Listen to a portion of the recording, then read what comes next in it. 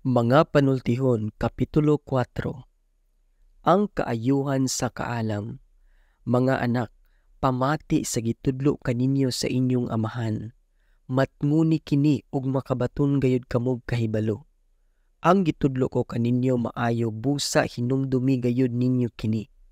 Sa dihang bata pa ako, bugtong nga anak sa akong ginikanan, gitudloan ako sa akong amahan. Miingon siya, hinumdumi ang gisulti ko kanimo og ayaw gayud kini hikalimti. Tumana kini og makabaton kag kinabuhi. Batuni ang kaalam og maayong pagsabot.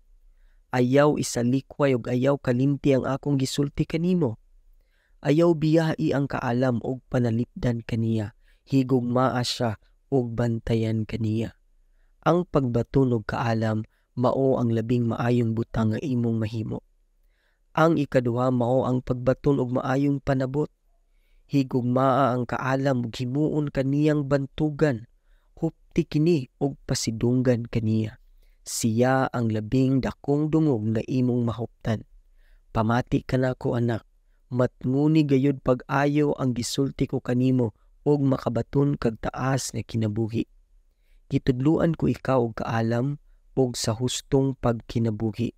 Kung magtarong ka sa pagkinabuhi, wala gayoy makababag kanimo ug dili ka madagma kung modagan ka. Hinumdumi kanunay ang imong nakatunan. Ang imong kahibalo mao ang imong kinabuhi, busa bantayi kini pag-ayo. Ayaw pag-adto sa dapit nga adtuan sa mga tawong dautan. Ayaw sunda ang ilang buhat, likayi kini ug isalikway ang dautan ug padayon sa paglakaw. Dili makatulog ang mga dautan kung dili sila makabuhat og dautan. Ang pagkadautan ug pagkabangis sama ra sa pagkaon ug sa pag-imnunon alang kanila. Sama sa banagbanag sa kabuntagon ang dalan nga gilaktan sa mga matarong, mag-anam og kahayag hangtod nga moabot ang kabuntagon, apan ang dalan sa mga dautan ngit-ngit pa kaysa kagabhion. Matumba sila, apan dili sila makakita. Unsay nakapadagma kanila, anak. Matnguni gayud ang akong gisulti kanimo. Pamati sa akong mga pulong.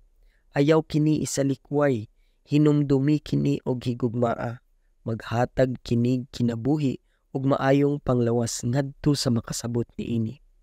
Ang imong mga hunahuna maoy tinubdan sa kinabuhi, busa bantayi sila.